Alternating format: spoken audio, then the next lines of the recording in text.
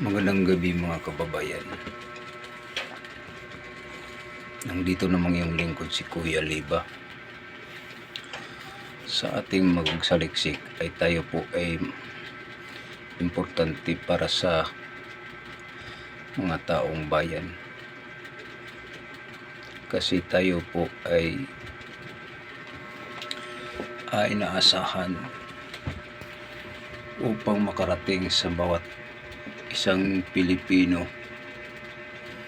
na tayo po ay inaapi sa ating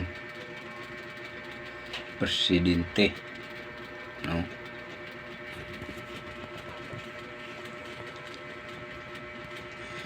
Yan ay inaapi tayo sa ating presidente mga kababayan. Tapos kinukuha pa ang ating pera nandyan sa kaba ng panggoberno. Alam niyo mga kababayan, kapag hindi umalis yan si BBM, hindi bumaba sa iyang pwesto, maging kawawa ang ating bansa, lalo na ang taong mamayang Pilipino, maging kawawa So kailangan mas maaga pa pababain na si BBM natin mga kababayan. Ako po ay nanawagan sa ating mga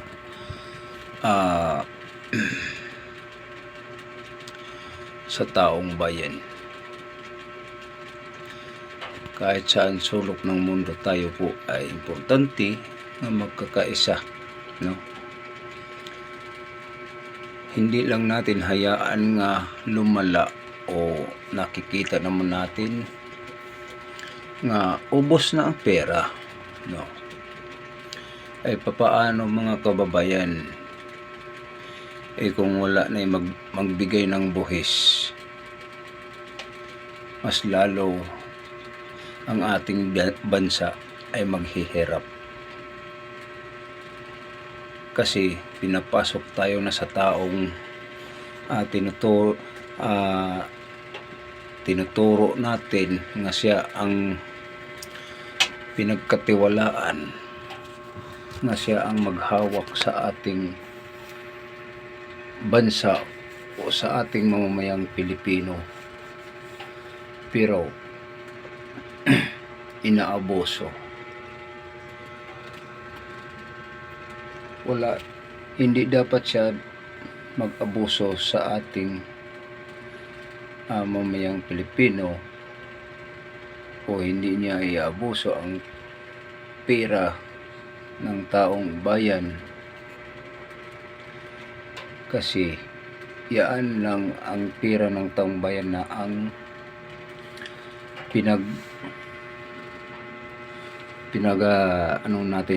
pinag-asahan.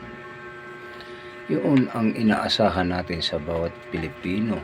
Bakit nasasabi natin dito mga kababayan? Alam niyo mga kababayan, ang buhis ay isang malaking bagay. Kagaya sa wala tayong pangbili ng gamot, no?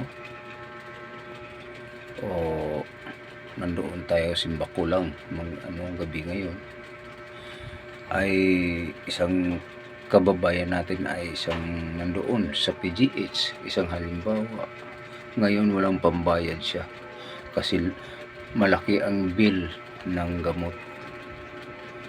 Di mamatay na lang mga kababayan,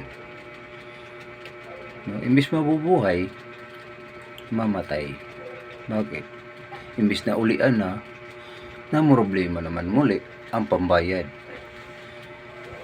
Noon kay Tatay Digong, may budget yan para sa mahihirap.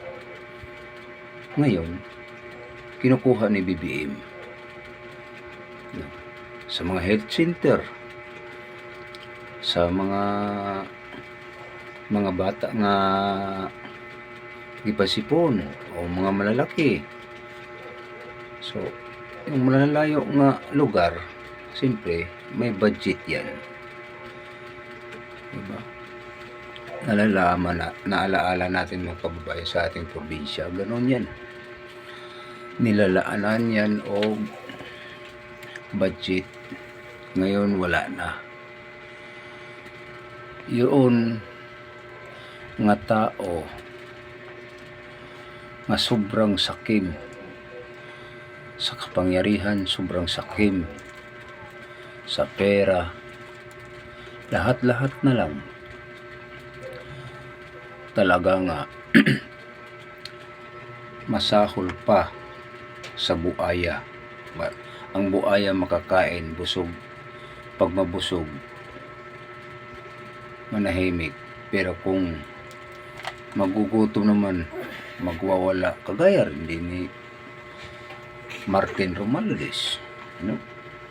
Kagaya ni Marcos.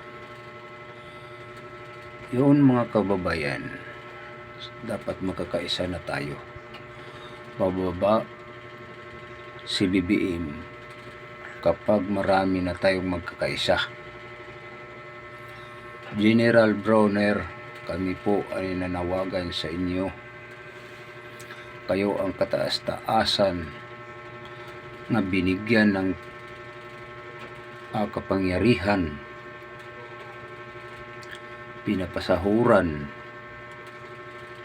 Sana maawa ka sa ating bayan, maawa ka sa mamamayang Pilipino,